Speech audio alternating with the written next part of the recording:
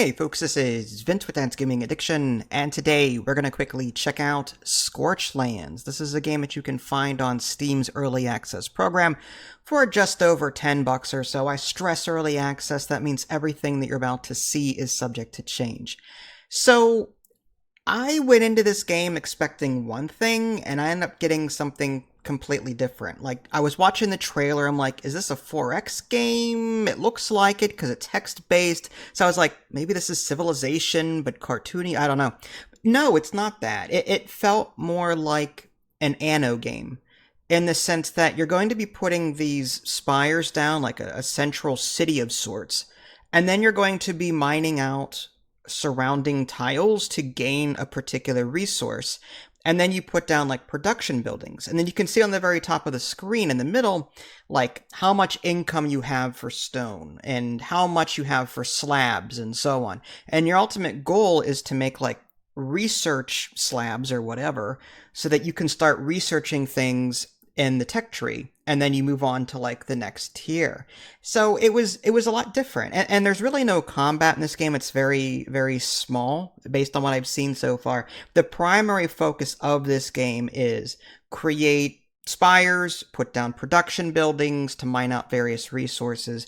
Eventually you get to a point where you create a resource that allows you to create a new biome, and you can kind of decide where you want to put it, but you have to be careful because this new biome might destroy natural resources in the environment. So you kind of have to pick a spot that, won't destroy what you've already done. And this new biome will typically open up new resource types for you for the next part of your tech tree. And then you have to figure out, okay, I need this from my grasslands, this particular resource from my grassland. So you're trying to now connect resources between the different city/spires that you have.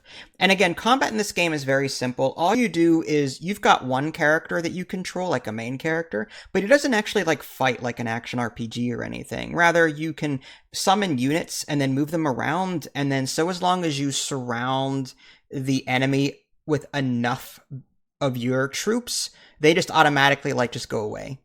So there's no twitch finger, gotta be super accurate with my shots or any. No, it's just you move your units, enough units next to an enemy so that all of the red health bars around them turn green, and then they go away automatically. And I haven't seen anything more complex than that in the short time that I've played this thus far.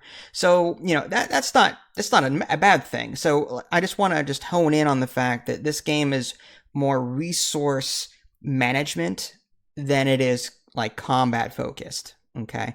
And again, primarily what you're trying to do is you're just trying to advance the tech tree, and you're trying to manage these resources. You do have population as well, and you can only build so many city spires. You can upgrade them so that they have a larger radius, but then that uses your population. So you have to really think about where you're placing things, and you can only build so many production buildings within a town area.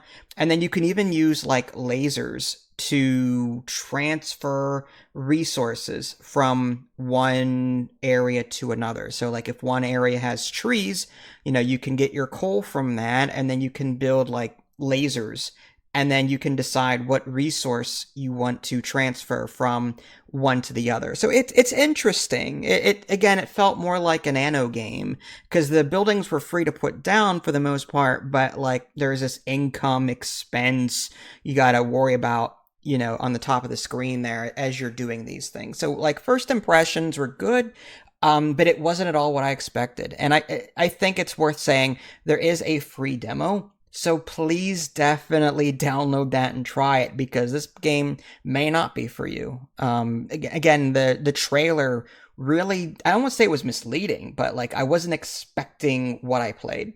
Okay, so yeah, there you go, Scorchlands. Interesting game thus far. This is Vince, thanks for watching. Catch y'all next time, take care.